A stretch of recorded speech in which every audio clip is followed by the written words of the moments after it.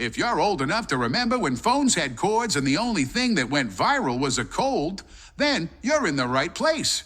Welcome to the Big 6-0 with Kaylee Harris and Guy Rawlinson. Because who better to discuss life's second act than two people who still think mature is a type of cheese?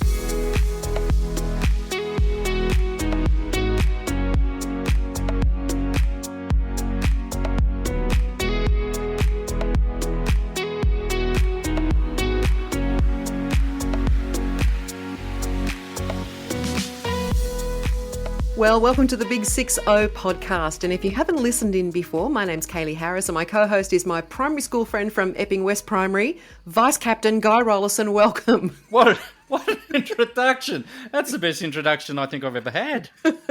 Now, we've been asking our followers if they want us to dig deep into any element of our childhood or theirs.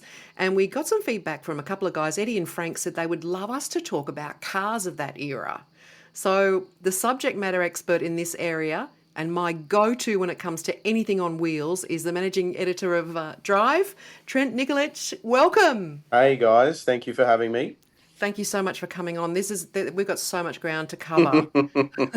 How long have we got for this podcast? Oh, well, in your case, as long as you like. Could be dangerous. Look, it's hard to know where to start. You know, with cars over 2 or 3 decades, so many come to mind. So I thought we'd start by talking about just briefly the Australian car manufacturing industry in general. In the 60s, it was thriving, right? Yeah.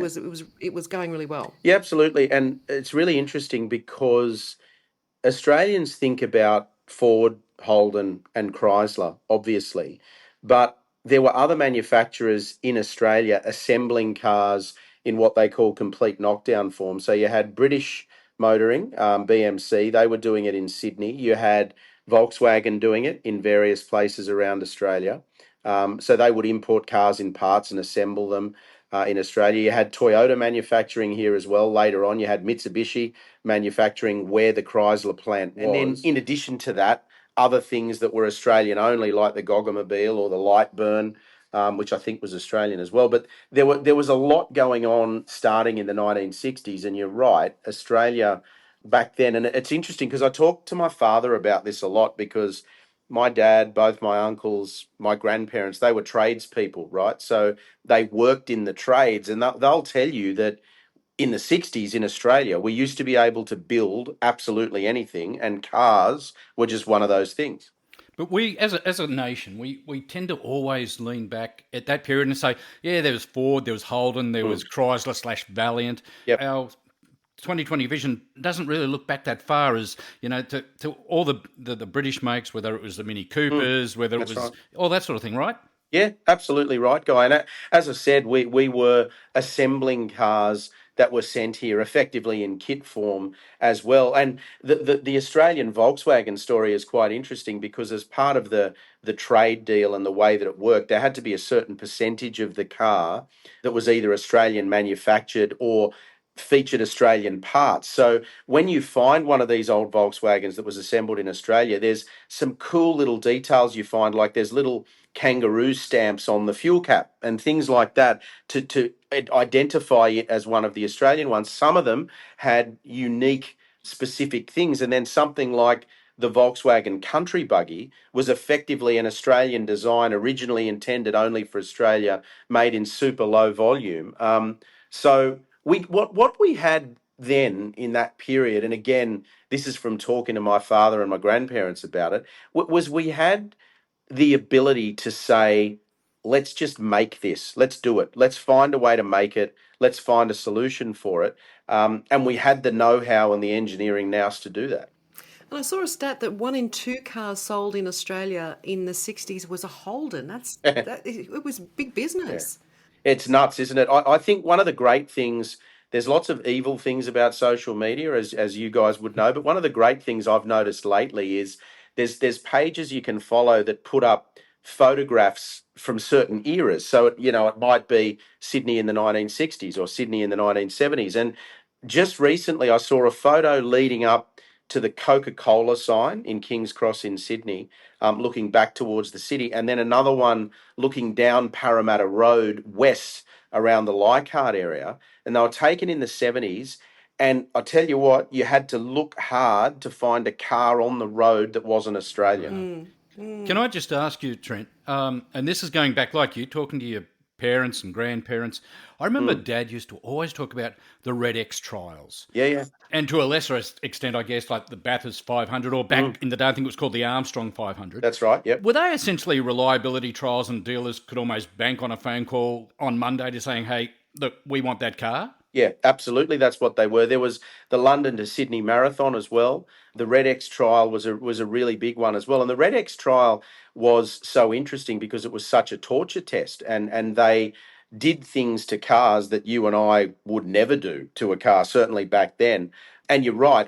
That whole perception, it gets thrown around a lot, this particular concept, but the race on Sunday or win on Sunday and sell on Monday in the 60s and 70s and into the 1980s, it absolutely was a thing. I mean, you were rusted on Ford or Holden, for argument's sake, and then to a lesser extent Chrysler. But, if Holden won at Bathurst or won the RedeX trial, you would see a spike in their sales in the following months. Talking about Holden, it reminds me of as a kid of growing up when the Holdens. I think we had an HR growing up, and Dad would pack the kids at 3 o'clock in the morning onto the bench seat, no seatbelts, and we'd drive to Queensland for our holidays. A few years later, in the 80s, I was working for a classic hits formatted radio station, and I don't know where they got it from, but they had this FJ with 3 on the tree. Drum brakes, everything, and it was all logoed out with the radio station's logos all over it. And I had to take it out one day to give out stickers or something. And I was going down Spit Hill and the brakes failed. And I'll never forget, I was by myself, and I'm thinking, and luckily I could drive it, but I managed to sort of slow it down through the gears and get it down the bottom. One of the most terrifying experiences of my life, which brings me to safety features or lack thereof of cars back then. Yeah, I remember I was joking about this with my sister a couple of months ago. My father bought, it would have been mid to late 80s, I reckon. My father bought a Ford Econovan, which was actually a work van, like today's High Ace, right? And it had no seats in the back. And he bolted big pieces of timber through the floor and then went to a wrecker and got 2 seats out of a wrecked Mini and bolted them into the timber. And my sister and I used to sit in the back. That's how we drove around. Surely it wasn't legal then, but it probably wasn't illegal either. But yeah, you're right. I mean, it's funny because, Kaylee, as you know, I spend all my time test driving new cars, and the list of standard equipment in regards to safety that we expect in a new car is, many, many pages long. Whereas if you go back to the mid 80s, even, it was effectively they had brakes, and that was about it, and seatbelts, I guess. That was it. So you look at some of those Australian cars, and I don't know whether the car companies back in the 60s and 70s had shares in aloe vera plants because those vinyl seats would just take the skin off the back of your legs. But we had some absolute cracking names for cars as well, didn't we? Whether it was a Sandman or what were some of the more weird sort of names that we sort of come up with? Oh, look, there were heaps of them. Yeah, Sandman was one. There was a Holden Sunbird. I don't know if you remember that. Oh, that's right. I remember the Sunbird, they used to name them after the race car drivers. So there was a Falcon that was a John Goss special. The Falcon Cobra was another one as well. Sometimes they would, kind of steal names from America, like the Valiant Charger was a Dodge Charger. The name was a Dodge Charger from the US, and we called it a Valiant Charger here. Names like Sportsman or Safari for a wagon. All these sorts of interesting names. The other thing they used to do in the 60s and 70s, which was fantastic, was the names they'd give the colours of the cars as well. Like if you look through, probably the best example of it was Chrysler. They had some amazing names. Like they had a pink color that was called Panther Pink, obviously because of the Pink Panther. But if you look through their nowadays it's like, sky blue and Arctic white, but they actually used to give the colors really interesting names. And I think, it's really interesting. I think psychologically, if you look at the 60s and 70s, you speak to people who grew up through that period who are older than me, because I was born in the late 70s, but people will tell you that it was a really fun and optimistic and interesting time in Australia. And I think everything that we did reflected that, whether it was the name of the car or even the type of car, I think reflected it. Yeah, but also the ads Oh, for the yeah. Yeah, cars yeah. were really reflective of the time. I've got one here. Let's have a listen. Australia, what's your favourite sport? Football, Snack? pies, Animal? kangaroos, And what's your favourite car, Australia? Holden, Let me see, that's football, meat pies, kangaroos, and Holden cars, huh? right, Well, you sure sound like Australia to me. we are. Well, then you better tell me again, because I just might forget. We love football, meat pies, kangaroos, and Holden cars. Football, meat pies, kangaroos, and Holden cars. That's football, meat pies, kangaroos, and Holden cars. Football and meat pies, kangaroos, and Holden cars. I think you better tell me again. We love football, meat pies, kangaroos, and Holden cars. In case you- Right, yeah. See what I mean? It's just that it just really talked about when you were selling a car to people, you were selling a lifestyle. Yeah, absolutely. I mean, you guys would remember the Valiant Charger one, that if you didn't drive a Charger, you weren't a real man. And if you did drive a Charger, the women just went weak at the knees when you drove down the street. Like you couldn't even get away with the idea of an ad like that in 2024. Do you know what I mean? Well, let's come forward now with that in mind, with the Charger in mind, to the 70s and the golden era of the muscle car. yep. So my question is, what is a muscle car? Like we all know what they look like, Yes. and we can rattle them off. Yep. But did they need to meet a specific criteria to be given that title? Yeah, it was kind of an unspoken thing, Kaylee. So what happened when the Mustang was released in the US? That started what they called in America the pony car era. For some reason, they came up with that because it was called a Mustang, I suppose. And then you had Camaro from Chevy, and then also Chrysler got involved. But the muscle car thing was a little bit different in that the concept of it in Australia was what would otherwise be a fairly average, I guess, generally a sedan, sometimes a two-door, but more in Australia, generally a four-door sedan, average sort of family transportation, but with a stupid big V8 motor in it. And then later, a stupid big powerful six-cylinder motor as well. It didn't always have to be a V8, although that was the more common way, set up to go racing. And then because, as was the way back in those days, to go racing, you had to homologate a number of them for sale. So you kind of had to let people loose in these crazy race cars on the street in order to then use them to go racing. And you ended up with cars like, the Phase 1, 2, and 3 Falcons that we know, and the SLR 5000 Tiranas and XU1 Tiranas, and then the Chargers as well. So I think muscle car was sort of like an otherwise unassuming four-door sedan that families might use with just really off-the-chart running gear that was designed to make it go fast on a racetrack.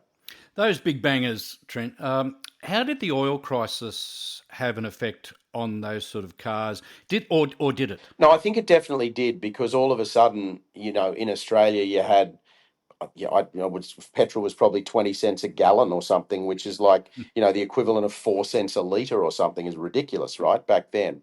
And then you went from people saying, well, who cares how much fuel my car uses because it costs me nothing to fill it up, to then not actually being able to get fuel. So I think that period absolutely coincided with more Australians buying smaller Japanese vehicles that were a little bit more fuel efficient.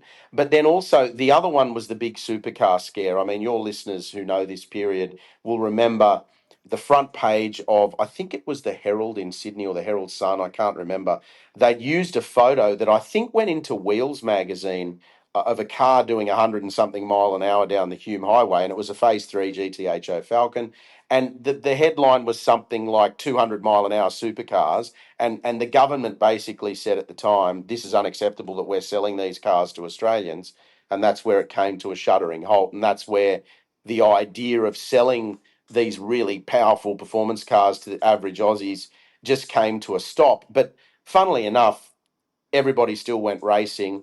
The manufacturers still found ways of selling pretty fast cars, and it sort of continued on a pace. But there was this fear that we were going to see Australians driving these monumentally fast cars down the road, even though they weren't manufactured in huge numbers. But certainly, to your original point, I think the fact that petrol started to cost so much money absolutely made a difference, and that it wasn't available. In your mind, what is the most iconic Australian car brand? Yeah, that's such a tough one, Kaylee. I've thought about this a lot, right? Because I think really the Chrysler fans are going to hate me saying this, and I've owned Valiants over the years, so I'm not immune to their charms. But let's put Chrysler to one side. I really think it's between Ford and Holden, and the reason I say it's so difficult is that the Falcon was essentially marketed, as Australia's car, but Holden would argue that it was here first. Obviously, it was with the 48 215, the FX Holden in 1948. But then that's talking about manufacturers, right? That's Ford versus Holden. But I think if you've got to pick the car that came to symbolise Australia more than any other, it's Falcon versus Commodore, I think. And I think certainly at the late point in their life, before they stopped manufacturing, the Commodore had gone to a level of success that the Falcon hadn't climbed to. And again, you can't win this debate because if you're speaking to a Ford fan, they're going to say you're an idiot. You don't know what you're talking about. It's Ford. And same if you're talking to a Holden. But I think, based on sales figures and popularity through the whole period, maybe Commodore just. I'll preempt you with something. As a kid, I drove it was a 1982. This was Dad's car, a 1982 Chrysler Regal. Okay, Yeah. he said, if you can drive this, son, you can drive anything. This is before I bought my first car, and of course, I was lumbered with a nickname for about 6 months because I'd driven the grandpa car. First cars, back in the day. I don't know about you, Kaylee. I can't remember if you remember your first car. Trent, yours? After I blew up Dad's Holden Premier, blew up a piston going a little bit too fast. It wasn't me, Dad. It was a Daihatsu Charade, a 3-cylinder car, and it was manual. And at the time, I couldn't drive a manual, so Dad had to drive it home for me. And then I spent the entire weekend going up and down the street because I had to take it to work on Monday. And that was my first car. What about you, Guy? Well, I had the brown 180B with the white vinyl roof and the big mags and the Voxon 7-band graphic equalizer, and Voxon. that's it. There's a name from the past, Guy. Voxon. That's the Wow. one. Very impressive. Certainly more impressive than the Chrysler Regal. But I'm sure they stack up as in the top 10 of cars of all time, but maybe just outside. What about you, Trent? Yeah, well, I was really lucky with my first car because obviously I came from a car mad family. My mum loves cars like you do, Kaylee. And funnily enough, your son is car mad. Well, both your sons are car mad. Yes. Wonder where they got Yeah. that from. Wonder they got that, Yeah, yes. exactly. My mum's car mad. My dad had restored and modified cars since he was a kid. So I'd always been into cars. So I got my full license in 93. I was in year 12 at school at the time. And I think I had some arrangement with my dad that if I'd saved up a couple of grand, he'd put a couple of grand in and help out. And I was doing some final prep for one of my HSC exams to go to school to do my exam. And I looked out the window and a 1964 EH Holden drove up the driveway. And I looked in the windscreen and I thought, that's my dad driving. Why is he driving that? And then he came in and gave me the keys and said, you can drive your own car to your exam, son. And so, yeah, he'd found me an EH Holden. And, for me, you talk about iconic cars. That's an iconic Holden, right? At the time, fastest selling Holden of all time. I think they sold 250,000 of them or 230,000, something like that. Very popular car. Went on to be very iconic as well.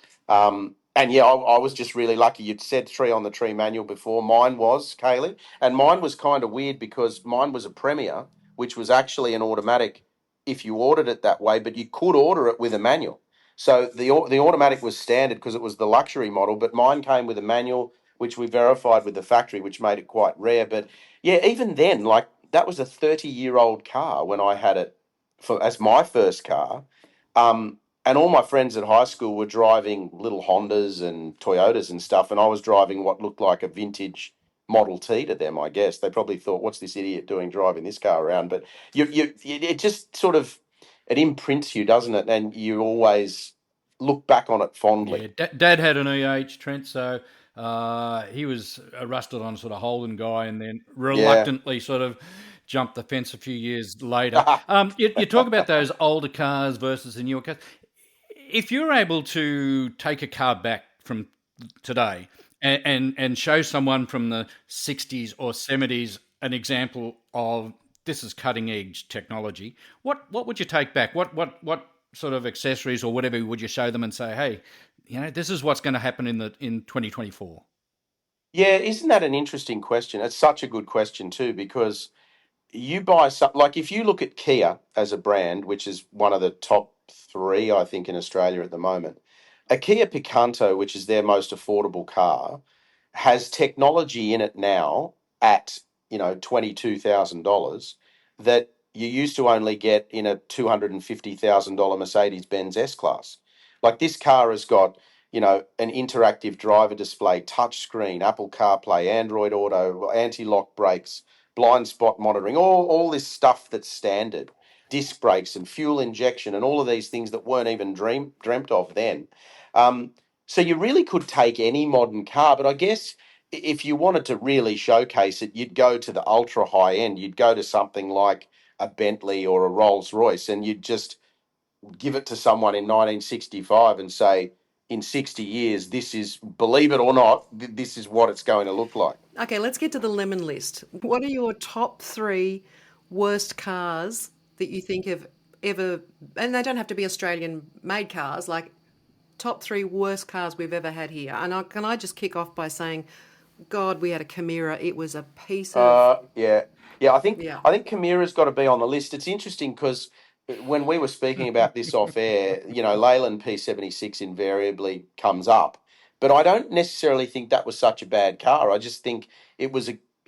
I've never driven one. I've looked at a couple up close. I've never driven one. I just think it was probably a car that Australians weren't ready for at the time that it was released. Styling was a bit wonky. And they didn't really like it. Look, there's been a few. I think Subaru had a car in the late 80s or early 90s called the Vortex, which was a pretty horrible looking car. I think Chimera's probably got to be there. It's funny. We've tossed these all around, right? Like, was the Toyota Lexan, which was actually a Holden Commodore, the least reliable Toyota of all time because it wasn't actually a Toyota and it was actually a Holden. That's a pretty contentious one. Any Commodore that had a 4-cylinder motor, Holden and Mazda collaborated and built a thing called a Mazda Road Pacer, which is a ginormous Holden Premier with a silly little Mazda rotary engine in it. That was pretty horrible. So yeah, and again, like there's a couple on the list that, Gemini diesel, yeah, a bit stupid. Why did we have a diesel in such a small car back then? If I had to have a top 3, I've got Subaru Vortex in there. I think I've got Holden Chimera in there, and let's go 4-cylinder Commodore. Let's throw that in there as well. There you go. I'm glad the 180B and what do you have, Kaylee? Oh, the Charade. Yeah, so I'm glad they didn't make your top 3. They stayed out, mate. No, they stayed out. You mentioned novelty cars and, the Walkinshaws and the John Players specials, all those sort of things. Yep. And those wedge shapes, the Vortex. I remember something with the Leyland P76. There was a whole marketing campaign about being able to fit a 44-gallon drum in the boot. Yep. I also remember there was it the Nissan Reebok and the Gemini, 6 birds, 13 legs, decal sort of thing.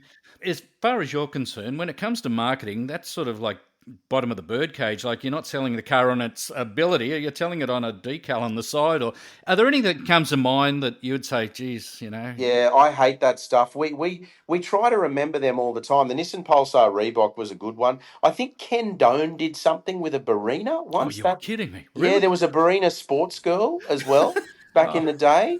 John Player Special, as you said. There's a lot of collaboration now. Like, I got an email this morning which just made my heart sink that Lamborghini's done some collaboration with Balenciaga, that ultra high end and I think incredibly ugly fashion brand that makes those foul looking sneakers. But I look at that stuff and I just think Fiat did one with Gucci as well.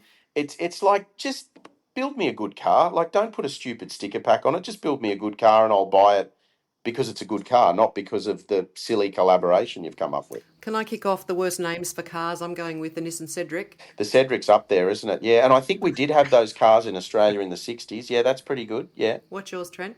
Oh, gee, you've put me on the spot. Also, I thought that the Nissan Silvia sounds like my grandma. Yeah, Silvia, and funnily enough, Silvia goes back to the 60s as well. A lot of people think the Silvia is a modern one. Datsun had the Fair Lady, which was a bit silly as well. Oh, yes. Yeah, that was pretty bad.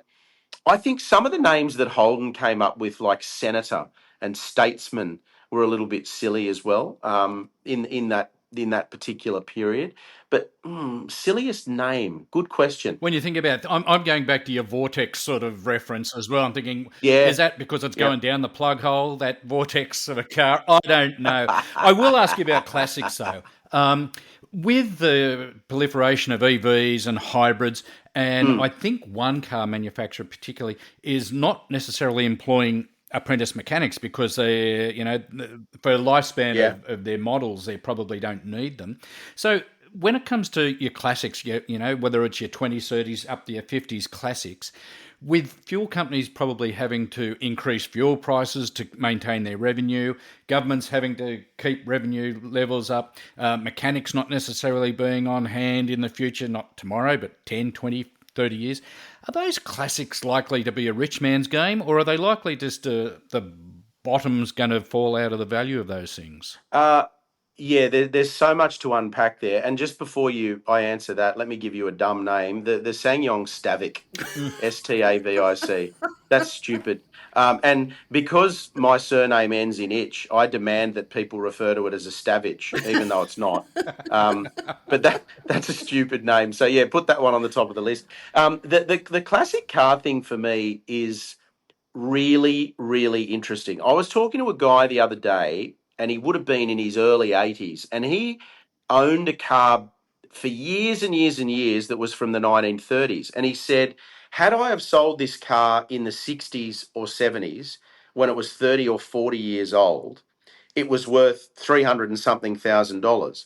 But now that it's 100 years old, give or take, which is pretty scary because we're coming up on 2030, he said, it's not worth anything. It's worth $30,000 or $40,000 because to the people who are of the age that they're buying classic cars, it's a vintage car. It's like us talking about a Model T Ford that's 100 years old. So it's really quite intriguing. I think there will always be cars that just stand above, whether they're classic Lamborghinis, Ferraris, Porsches, Mercedes-Benz, those kinds of cars that have global appeal, things like Shelby Cobras and those old race cars that are going to always be worth a lot of money.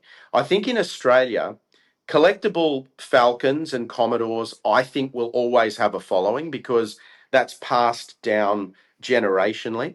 But I'll tell you one thing that we talk about a lot, Guy. I'll often roll along to a cars and coffee in one of my silly old cars with a couple of mates. And I say to them, I don't think in 20 or 30 years' time we'll be walking around a car park full of electric vehicles at 7 o'clock on a Sunday morning going, how good's this? I just can't see it. I really believe as good as electric cars are, as competent as they are, I think people approach them as a purchase the way you would an appliance, like a dishwasher or a washing machine or a fridge. Does it do what it says it's going to do? What does it cost? How can I get it? And then you buy it and you use it for that purpose. Whereas, the three of us and most of the people listening to this podcast, you buy a car for much deeper reasons than that. And then you've got a much deeper emotional connection to it.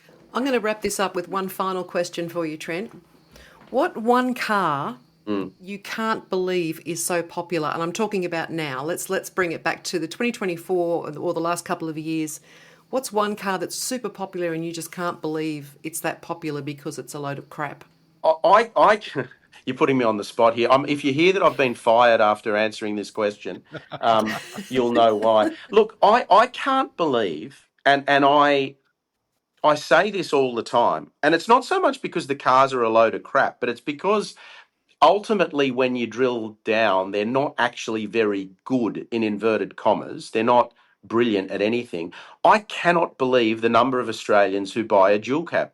And I'm talking about Ranger and Hilux and Navara and Triton and all of those vehicles. I cannot, for the life of me, understand why so many Australians buy them. Because when you really drill down into it, they're expensive. They don't have the level of interior refinement and comfort that a regular car or even an SUV would have at that price point.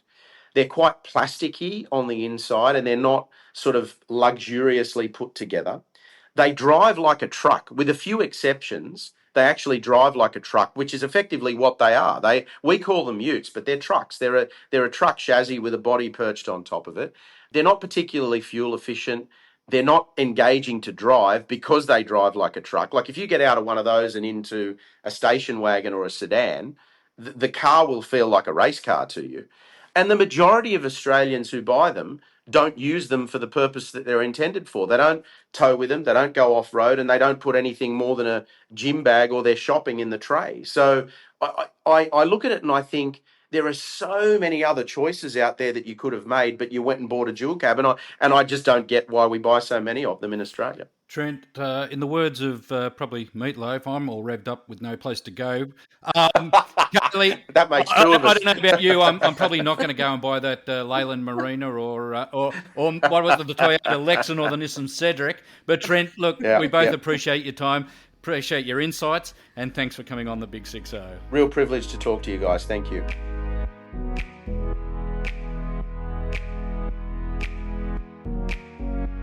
And before we go, let's give credit where credit is due. Kaylee Harris and I came up with all the genius content for this week's episode. Our producer, Nick Abood, well, he keeps the lights on and makes sure we don't accidentally upload a cat video instead of a podcast. So thanks for keeping us on track, Nick. Nick?